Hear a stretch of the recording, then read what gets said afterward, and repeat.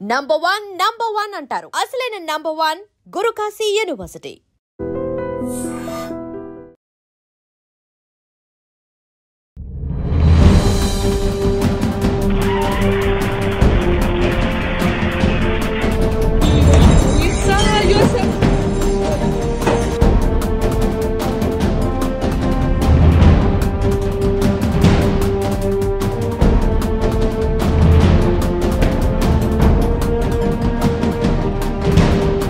Welcome to IT news. నేను మీ పవన్. రష్యాలో అయితే భారీగా భూకంపం నమోదైంది. ప్రజలు భయాందోళనలతో బయటికి పరుగులు తీయడం జరుగుతుంది. సో ఇది అలా కంచట్కాలోని ఆ ప్రాంతంలో అయితే, ఆ ద్వీపంలో అయితే ఇది రెక్టర్ స్కేల్పై దాదాపు 8.7 తీవ్రతతో నమోదైనట్టు చెప్తున్నారు. అంటే ఇది 8.7 అంటే చాలా ప్రమాదకరంగా పరిగణించాల్సిన తీవ్రత అని చెప్పుకోవచ్చు. దాదాపు 6 కంటే తక్కువగా వస్తే భూకంపాన్ని మనం పరిగణలోకి తీసుకోము, అంత ప్రమాదకరంగా కాదు. కానీ 6 అబోవ్ వచ్చిందంటే చాలా ప్రమాదకరం చెప్పుకోవచ్చు. దాదాపు ఇది 9కి దగ్గరలో ఉంది కాబట్టి అక్కడ ఉన్న మనం క్లియర్గా విజువల్స్లో నేను మీకు చూపిస్తాను. విజువల్స్లో చూడండి, ప్రజలు భయాందోళనకు గురవుతున్నారు. అక్కడ రూమ్లో ఇంట్లో ఉన్న వస్తువులన్నీ చిందరవందరగా పడిపోవడము, షాప్లో ఉన్న వస్తువులన్నీ చిందరవందరగా పడిపోవడము, బయటికి పోవడము ఇలాంటివి జరుగుతున్నాయి. అంటే సముద్రం కూడా అలలు దాదాపు ఒక 10-15 అడుగుల ఎత్తులో రావడం అయితే జరుగుతుంది. దాదాపు 10 అడుగులు అంటే ఇది మామూలు విషయం కాదు. ఇది ఇంకా అలాస్కా, అలాగే జపాన్ తీర ప్రాంతాల్లో, అమెరికా వీటి దగ్గర అయితే సునామీ వచ్చే అవకాశం ఉంది మరో 3 గంటల్లో అని చెప్పేసి కూడా జపాన్ కేంద్రం అయితే వెల్లడించడం జరిగింది.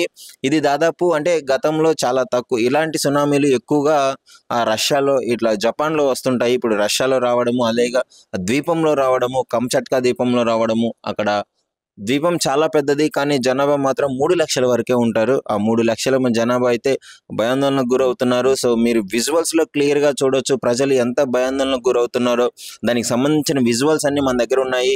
సో బ్రేకింగ్ న్యూస్ ఇది. చాలా అంటే రష్యా వెంటనే స్పందించి ఆ రష్యా ప్రభుత్వం అయితే సహాయక చర్యలు చేపట్టడం జరుగుతుంది. సో వాళ్ళకి ఆహారం కానీ, ఆ నిత్యావసర సరుకులు కానీ ఇవ్వడము, అక్కడే వాళ్ళకి అంటే ఈ భూకంపం వల్ల దాదాపు తాత్కాలికంగా కొన్ని బిల్డింగ్స్ విధ్వంసకరంగా ధ్వంసం అవ్వడము, అంటే మరీ ఎక్కువగా కూలిపోవడం కాలే కానీ చిన్న చిన్న గోడలు కూలిపోవడము, ఇంట్లో ఇవన్నీ జరగడం జరుగుతుంది. సో వెంటనే ఎంతైనా ప్రమాదకరం కాబట్టి వాళ్ళని అయితే బయటికి తీసుకురావడం జరిగింది. బయటికి తీసుకొచ్చి వాళ్ళకి అక్కడే ఒక సురక్షితమైన ప్రాంతంలో ఒక గుడారాలు వేసి వాళ్ళకైతే ఆ షెల్టర్ ఏర్పాటు చేయడం జరుగుతుంది. సో ఇవన్నీ రష్యా ప్రభుత్వం వెంటనే చాకచక్యంగా వ్యవహరించి వాళ్ళని ప్రాణాలు కాపాడుతుంది. వీలైనంత వరకు ఆ ప్రాణాలు కాపాడడం జరుగుతుంది. అంటే ఇంతవరకు ఏమి అంటే అధికారికంగా ఏం వెల్లడించలేదు.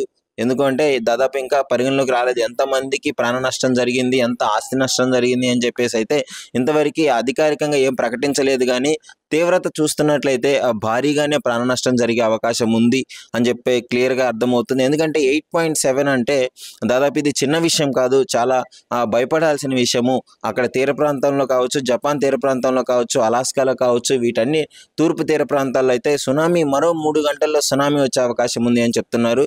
సో ఇది ప్రకృతి వైపరీత్యాలు. గతంలో మనం కూడా చూసాము, కొద్ది కాలంగా వింత చేపలు బయటికి రావడము, సునామీలు బయటికి రావడము, వరదలు రావడము.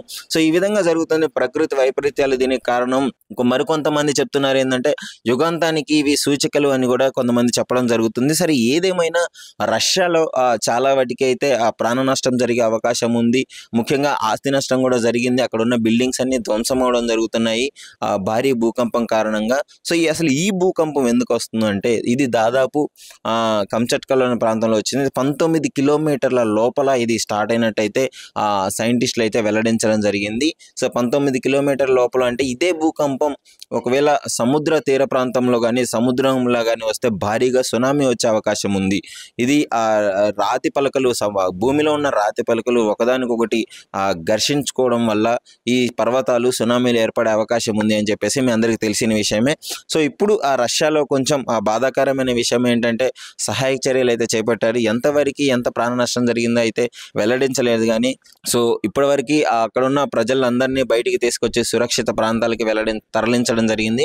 అదేవిధంగా జపాన్ తీర ప్రాంతంలోని ప్రజలను కూడా సేఫ్టీ ప్రదేశాలకు అయితే ఎత్తైన ప్రదేశాలకు పంపించడం జరుగుతుంది. ఎందుకంటే సునామీ వచ్చే అవకాశాలు 90% ఉన్నాయని చెప్పేసి అయితే క్లియర్గా సైంటిస్టులు వెల్లడించడం జరుగుతుంది. ఇప్పటికే చాలా మందిని అయితే పంపించినట్టు తెలుస్తుంది. మరో 3 గంటల్లో సునామీ వచ్చే అవకాశం ఉంది కాబట్టి వీలైనంత త్వరగా ప్రజలని సురక్షిత ప్రాంతాలకు తరలించడము, వాళ్ళకి ఫుడ్ డొనేట్ చేయడం హెలికాప్టర్లో కావచ్చు, ఈ విధంగా ఫుడ్ పంపించడము రష్యా ప్రభుత్వం అయితే క్లియర్గా వాళ్ళని టేక్ ఓవర్ చేసుకుంది అనే చెప్పుకోవచ్చు. అసలు ముఖ్యంగా మీ ప్రాంతంలో ఎప్పుడైనా సునామీ వచ్చిందా? మీ ప్రాంతంలో ఎప్పుడైనా భూకంపం అనేది నమోదైందా? వస్తే ఎలా ఉంది, ఎలాంటి పరిస్థితులు ఉన్నాయో క్లియర్గా కామెంట్ రూపంలో తెలియజేయండి.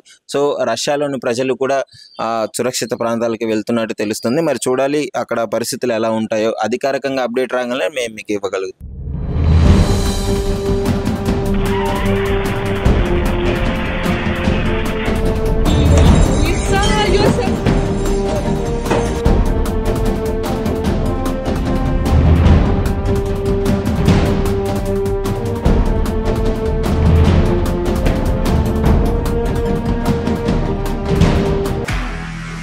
నిజంగా ప్రస్తుతం ఉన్నటువంటి సమాజం దేనికి ప్రయారిటీ ఇస్తుంది? ఆర్థిక సంబంధాల చుట్టూ మాత్రమే తిరుగుతోంది. మళ్ళీ ఎన్నికలంగానే చాలా విరక్తి కలుగుతాను. మంచి అనిపిస్తుంది కదా, లేడీస్ కూడా ఛాలెంజింగ్ జాబ్స్ చేసినప్పుడు చాలా బాగుంటది. ట్రాఫిక్ అసిస్టెంట్స్ గా నియమించిన ట్రాన్స్జెండర్స్ అందరితో సాల్యూట్ చేయించుకుంటున్నారు. ఫుడ్ డెలివరీ ఇవ్వటానికి వెళ్ళినటువంటి డెలివరీ బాయ్ అనిల్ పై కళ్ళ ముందు